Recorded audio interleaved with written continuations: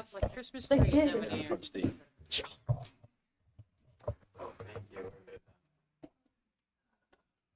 Is We're all that green. one- Is that one on already? We are ready. All right, so let's start with Pledge of Allegiance, followed by a moment of silence. Pledge allegiance to the flag of the United States of America, and to the republic for which it stands, one nation, under God, indivisible, with liberty and justice for all.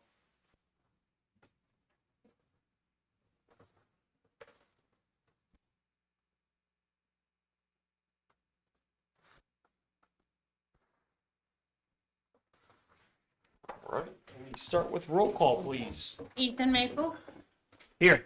Ryan Hartley, Here. Chad Melinda, Here. Terry Reed. Here. And Bill Niemeyer is absent. Thank you. Moving on to claims. Approval of invoice registrars 12222 and 1224.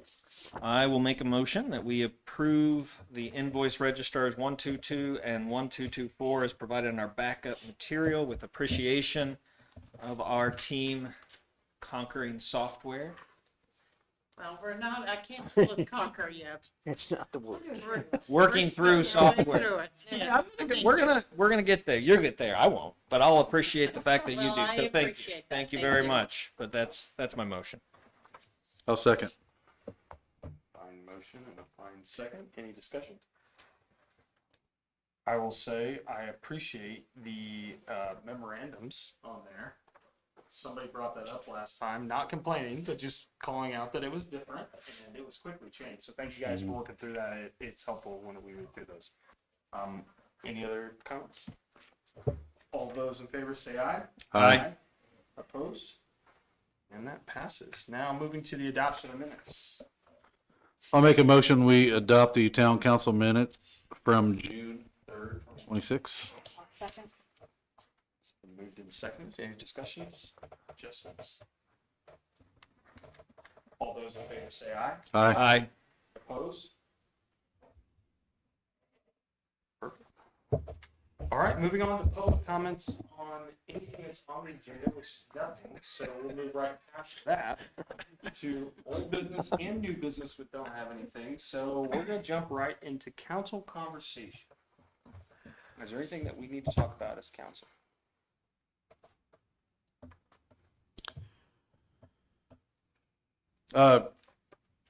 Yeah. I just want to note we did get the blocks moved in there on Mill Street and so, It looks nice. yep, so that happened. Is everybody happy and that's all resolved? Has there been a conversation with Ron Wally on the drive? I'm still waiting to hear back from Bill on that Okay. to see if, because those two were communicating about it. Yep. The blocks were moved. Yeah. And I haven't heard any more, but I do know that happened. Yeah. So it has been taken care of. Solving problems. Very good.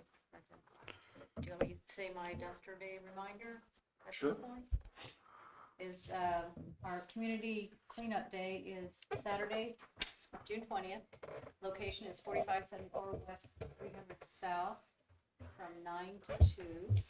And this year, we are not accepting some things that we did last year, and those things we are not accepting are batteries, gas, oil, paint, liquids, air conditioners, refrigerators, freezers, or Freon, computers, TVs, microwaves, stereos, and electronics, and yard waste.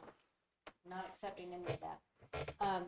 However, the same day, I believe this is in Portville, there is a collection event, the recycle event, that is from 9 to noon, that you can take those things for a charge. And that's it. Sandy, legal updates? Just one small issue I've been communicating with Brian and Jen and county officials about sewer hookup issues, so. Mhm. That's all I have. Appreciate the information in the email that you sent. All right, moving on to department reports. Jim? Nothing this evening. Outstanding. Chief? I just have an employee issue. We can maybe help you, how you guys can help us out with. So our new employee that started in February, the new officer, he's worked for 5 months without his HSA benefit given to him. We have the high deductible HSA plan. So normally we pay it out in January and we also pay it out in July, but he started in February. So for 5 months, he hasn't had that HSA cushion. So I'm asking for the councils to approve, go ahead and prorate that 5-month period that he has worked for us and get him caught back up. That makes sense. So it pays out, So at January, they get the first 750, and then in July, they get the additional 7. So they get 1,500 for the year for that HSA money. So we normally are paying out in January, and we also pay out in July. So what I'm asking for the council is to go ahead and cover what he's already worked, the 5 months that he's already been with us, to catch him up. Then he'll start on the rotation with every other employee in July for the next one. Do we pay ahead or behind? Like, is there precedent? Let me ask that. The precedent is that it's never been prorated for any other employee. It's always been, whenever you start, you get your first HSA amount in July or in January. so if he started in February, wouldn't July be his first one? Well, not technically, honestly, with the IRS comparability rules, since every employee gets the $1,500, we have to be comparable, even if he's a mid-year start or a mid-time start. According to their rules and regulations, we actually have to play catch-up and get him caught up for the time that he is. Now, we could go back, I think since he started in February, I believe March 1st is actually the day that we would have to, but he already worked the full month of February, so I'm asking to pick up February up to what he's done in June. So it'd be 625 if we prorate it instead of the full 750. Because right now, my other officers January picked up 750 for now until June. So they've already been paid for that first part of that HSA. They'll get paid again in July for their next 750 up until the end of December. So they'll get their $1,500. So the only thing is I want to make sure that we as a town don't violate the IRS code section 4980G, which basically states if we don't do it, we can actually get a penalty on the town side by not keeping him comparability with the other employees. And we pay it twice a year, and I think the county, Ryan, you might back this up, I think they pay a little every month. Because I think originally they were paying it at the beginning of the year, then if somebody left in March, well, that money was gone. So they started paying by the month, kind of.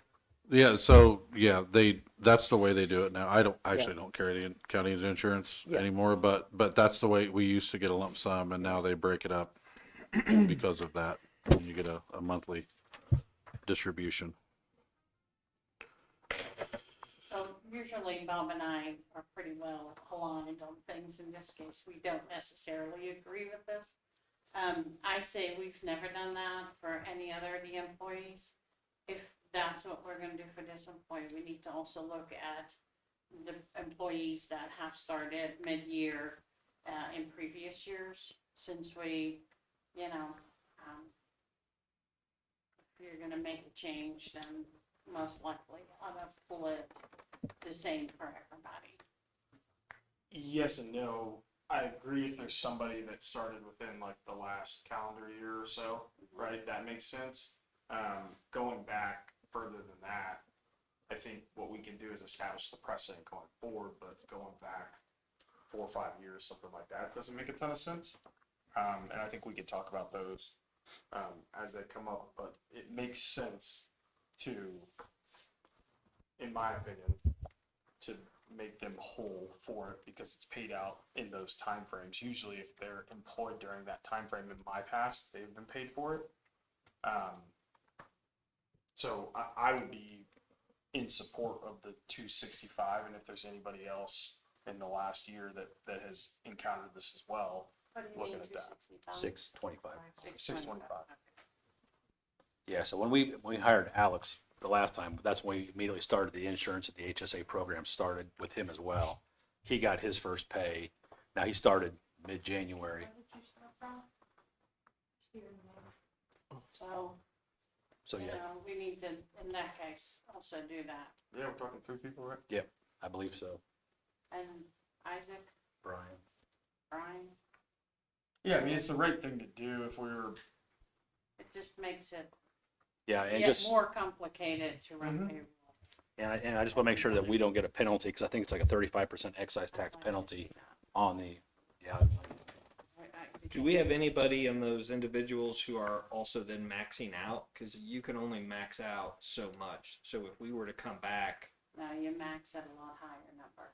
well, That's I a know that, federal. but if they add to it, right? Right. So if the individual adds to it, they can only add so much to an HSA, But that's their personal responsibility. but they add it to the employee, so they're lumped together. So the employee is lumped together with the employer's amount, and you can only get so many. So if we do this, we would need to make sure that our employees are not. That's their responsibility. That's their Yeah. federal tax, responsibility. I don't believe anybody's hit that. Nobody, Close. well, yeah, I try to get really close to it. Right. But, yeah, but that's not the responsibility of the employer. That's the responsibility of the employee to make Yeah, sure. but what they he's have- saying is if we paid them Yeah. right now and they have automatic deductions to take them to that limit, we would need to have that conversation with them. Well, there's nobody who has a deduction that way. Zach, do you have any insight into this? I do not. That is a, field that I'm not familiar with, unfortunately. I'm happy to look further into it, though. Yeah, I think it's called the IRS comparability. Yeah, rule requires employers to make contributions for all comparable participant employees in the same class. For example, full-time employees, part-time employees at the exact dollar amount or the same percentages of the high deductible plan.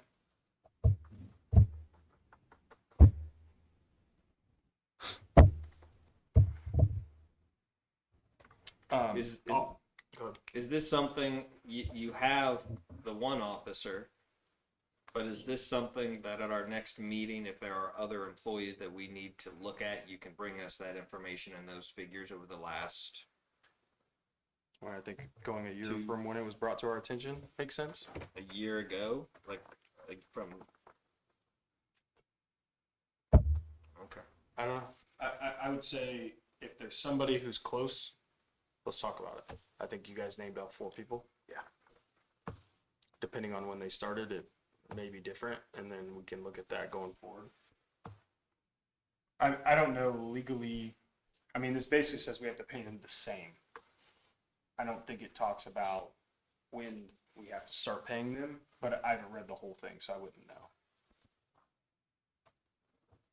Yeah, so like the new officer who didn't work in January, we could prorate that 750 divided by the 6 months, we'd do 625.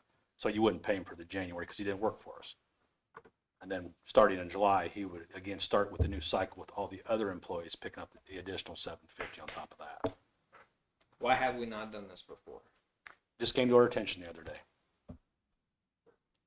Nobody's ever raised it as a problem. Every other employee has just accepted that, hey, in January and in July, we get HSA money. Yeah, just because we didn't do it before doesn't mean it's the right way to do it. If somebody started January 3rd, I mean, he's not gonna miss the whole 6 months, which I wouldn't feel that would be fair either. Yeah, I would so. say maybe moving forward if we do, I mean, because you're going to hire employees mid-year, end of year, won't be July, it won't be January. We need to make sure we put something down or make note of it, that we prorate the employee that starts from this point forward. I That's think all, that not only makes just sense police. to set the precedent now. Yep. Let's fix it. It just makes it more complicated. I'm sure it is, but hiring people and making sure that they're taken care of the right way is. And I'm all for that.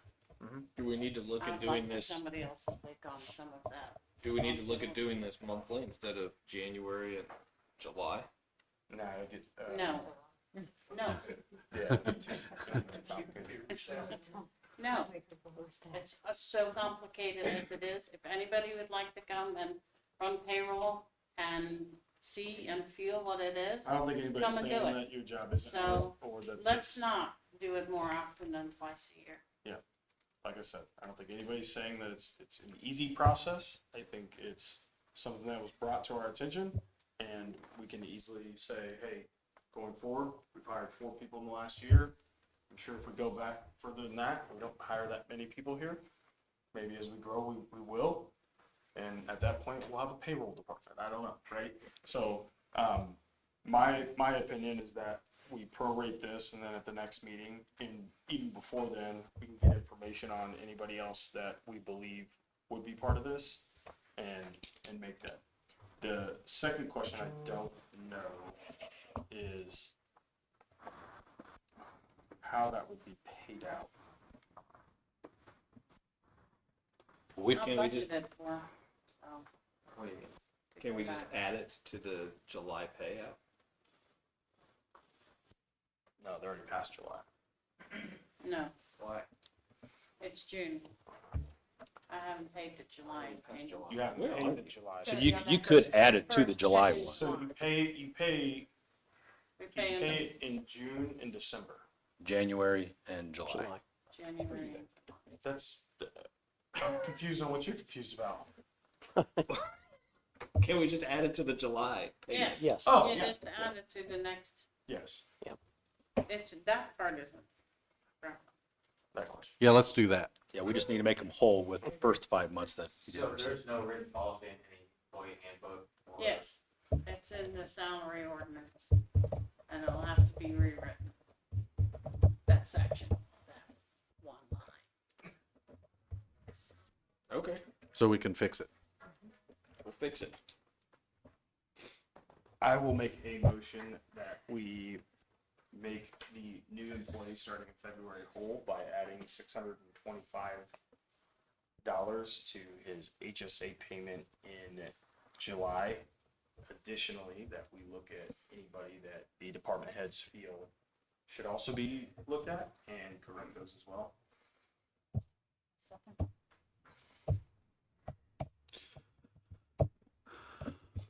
Moved and seconded. Any further conversations? All those in favor say aye. Aye. Opposed? All right, passes. Yvonne? I don't think I have anything other than the recycling event this Saturday went real well. That's it. Thanks for everybody who volunteered their time. We appreciate that. All right. Public comments, 5 minutes on any topic. If you've got something to share with us, please come up, state your name and your address or organization. That'd be you, Stanley.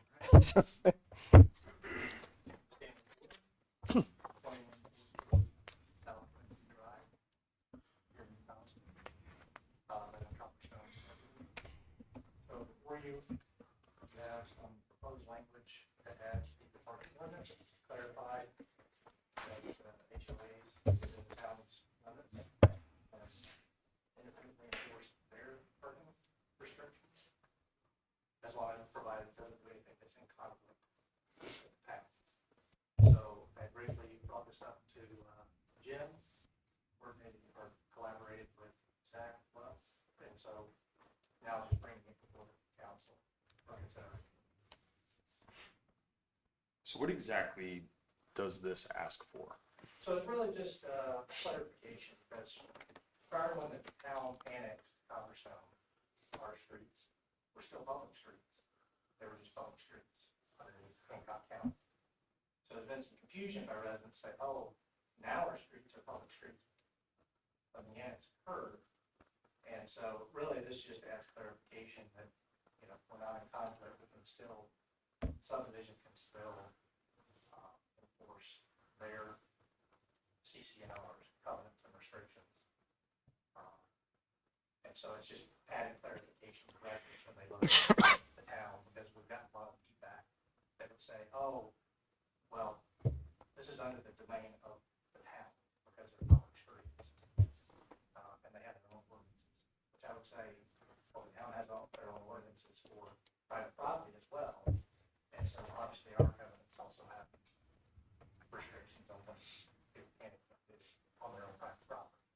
So it's just a clarification, if you will, that we're trying to partner with the town, try to keep our streets free and clear for safety reasons. What are other like normal violations that you would encounter? HOA. Like me, if I don't have if my light doesn't turn on they send me a letter telling me I have to fix it, right? They could enforce that just like they could enforce any parking thing within the HOA, correct? Our covenants have nearly 50 pages. Hmm. So there's things on, parking restrictions, and even within that, goes deeper within, talk about commercial vehicles, RVs, trailers, things of that nature.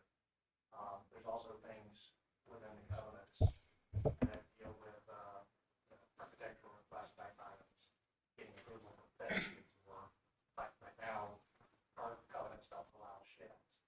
So, we're making sure somebody doesn't build anything that's in violation of our covenants, and also kind of working with the town to make sure that whatever projects are approved, they get the right permitting from PennDOT, and things of that nature. So there's a whole host of things, playground equipment, we've got very specific requirements on kind of the playground, the backyard, the materials that need to be made out of. So, I could go on for quite some time. How do you enforce those though? What's your protocol? And if somebody wants to put up a shed or somebody puts the wrong fence up, what do you do? So one, we send them a violation letter, and then we follow up again. So typically there's 2 violation letters, and then if it goes unresolved, then there's outside counsel that would then get involved. Ultimately, if something continues to not be resolved, you could sort of seek a court injunction, if you will. We try to resolve things well before it gets to that. Trying to work with the homeowner to resolve it. So there is a very established process where they have to be notified, they have a date. Then we follow up again, then after multiple follow-ups, if we're not making any progress, then we could turn that over to outside counsel. Have you done that with the parking issues? The same way you would with any other issue? So we have had a couple of situations, yes, where we had some street parking that was unattended to, and we've turned the case or 2 over. We've had mixed success. Some have been resolved after receiving that first letter, and then others unresolved. So at this point, the state of Indiana has actually made significant changes to the HOA Act. And so now, starting July 1st, the state legislature has implemented rules around that you can start issuing fines for covenant violations. So we've kind of got a temporary pause, if you will, because obviously the only way we can enforce a covenant, if you can't reach an amicable solution, is to take it to court and get a court injunction and then play that out, which obviously is possible. It's not something that you want to do lightly. Now with fines, I think that could be another avenue where you get better compliance on all those issues, because now you're able to, if you follow the right protocols, issue fines for certain violations. I'm trying to understand why it's necessary if you already have the authority to do the I things. would say necessary, no. It's really kind of an added clarification. So you're right, it's not necessary, it's just, we're trying to communicate for not only our community, but for homeowners.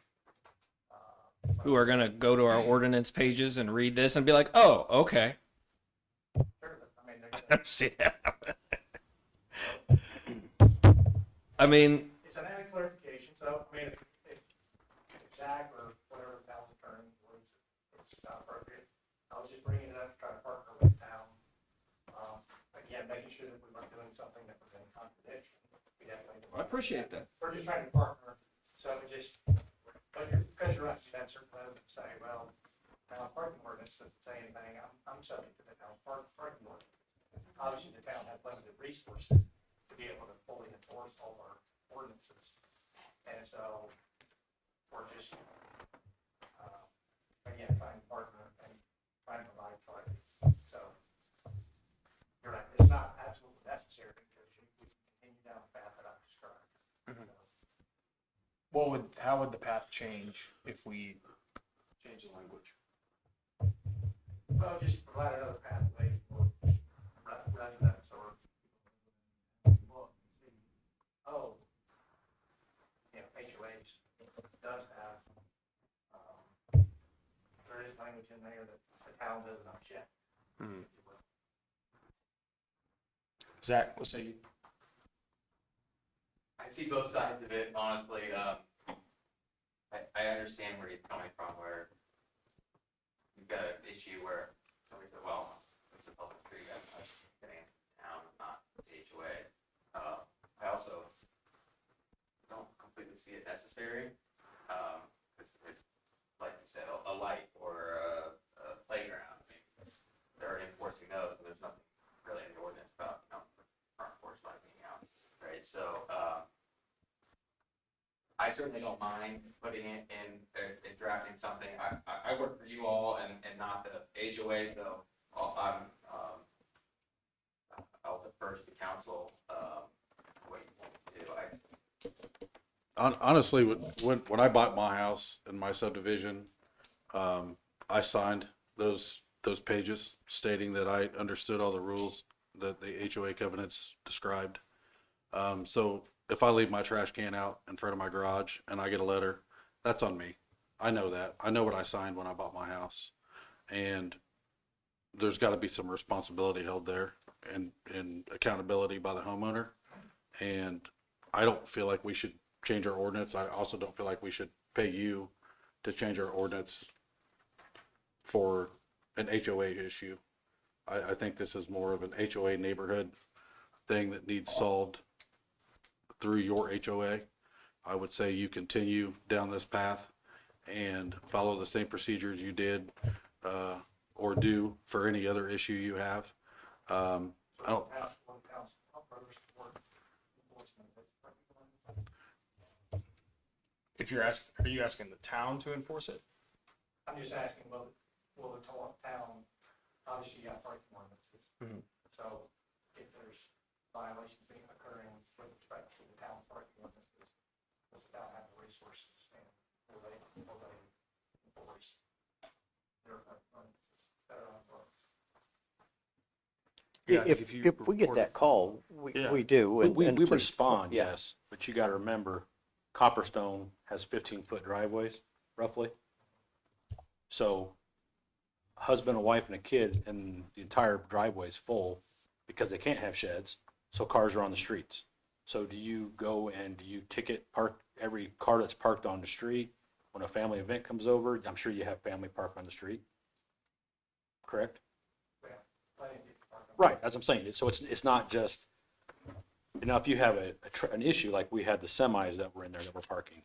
The officers came in, because they were parking on our streets, we had them remove it. Now they did park in their own driveway afterwards, not per us, but that no longer violates the town ordinance, that violates their HOA. So, yeah, we will come if it's called. Again, it's tough to enforce parking in Copperstone because there are so many cars on the streets. What's the biggest issue that you're finding that contradicts our parking ordinances as they currently exist? Well, people are using it as their full-time parking area, right? Because what was mentioned, they may have 5 vehicles, I mean, is there a limit on the number of vehicles, if somebody has 10 vehicles? We don't have an ordinance versus parking on the street, do we? We do, I think 24. Well, we have such an old ordinance that was way back in the day that from midnight to 6 a.m. that vehicles shouldn't be parked on the street for a period of more than 2 hours at any time. But now if they move it forward 30 feet, their 2 hours resets. The problem is we don't have the manpower to go out and start chalking every tire that's in Copperstone. Another one is parking within 50 feet of a mailbox. Yeah. Based on where houses are located. Right? Yeah, one street, all the mailboxes are on one side. The next street over, they're on both sides. So, And is your hope that the HOA can make it known to your residents that parking on the street should be guest parking or temporary parking? It's supposed to be temporary and not deferred. We're not looking to be hyper-restricted. It's the situations where someone is continuously, pretty much 7 days a week throughout the year, they're parking a vehicle on the street full time. It's not, truly, we're not looking to be hyper-restricted, if you will, for people to park there during the day for a few hours here and there. It's the ones that basically continuously parking. I mean, if they use their garages, maybe I need to come back at a different point in time and talk about working with the planning commission to see if we can get shed approved. Because, I mean, a lot of people use their garages as storage facilities, so there's no cars parked in the garage. And so then that pushes them out on the street into the driveway, which also, because of the short driveways, is now going over a public driveway sidewalk, which is a challenge, which is an issue, which is a violation of both ours and the town's parking ordinances. And so you're just continuing to push cars out into the street and turning the street into basically one-way street. You have issues with buses coming in and out in the morning. Because obviously, if those cars are parked overnight, you're there usually in that morning when school buses are, coming in to pick the kids up. So, I mean, what I appreciate is your desire to make sure your neighborhood is safe for families walking, for the streets to be open, for buses, for emergency equipment, for all of those things. So I appreciate, that desire, and I think that would serve the community well. I'm less inclined just to add language for the sake of propping that up without any really additional, that doesn't do anything more other than says, I feel like this is an issue that we deal with in the county. If we have a speeding complaint, somebody wants a speed limit sign posted or the speed limit lowered, thinking that will be the magic bullet. If it's 50 mile an hour and they want it 45, they think if we put a 45 mile an hour speed limit sign up there, it's just going to solve everything. That's not the magic bullet. I feel like if we just add this language in here, I don't know that it's going to help your issue. You may fall back on it and say, hey, look, this is a town's ordinance as well. People are still going to park in the street. I think your best recourse coming up is hit them where it hurts. They start incurring fines. That sends a message. So I feel like that's probably going to be the most effective thing moving forward. I appreciate the dialogue. So again, my whole goal here is to partner with the town and we have mutual goals and objectives, right? So obviously safety is a primary objective. So we're just trying to think creatively here of how we can come together. Yeah. With the town's limited resources and trying to accomplish a shared goal. So No, I appreciate it. your input. Yeah, I think the root cause of this isn't gonna get solved by this ordinance though. You know what I mean? Like if it's already in your covenants, right? Sure. Then it's So enforceable. we facilitate, put it on. Yeah, but it's already there, like the necessary push of it. The other piece is if the town does that, then the town's gonna pay Zach to write that, right? So there's one thing of opening this to every HOA to say, hey, well, I want this language, I want this language. If it's not necessary, do we need to do that? And then additionally paying for their services to do it. But yeah, I think I would support you guys. I mean, July 1st, you're 15 days away-ish of being able to enforce that with fines. And I think that's probably the fastest way to solve it. And if sheds is another option, then we can definitely bring that to the plan commission and talk to that as well. Definitely would have been another point in time, come back and we'll have it prepared, to make sure we I'll add solve a solution for Mhm. this in that regard.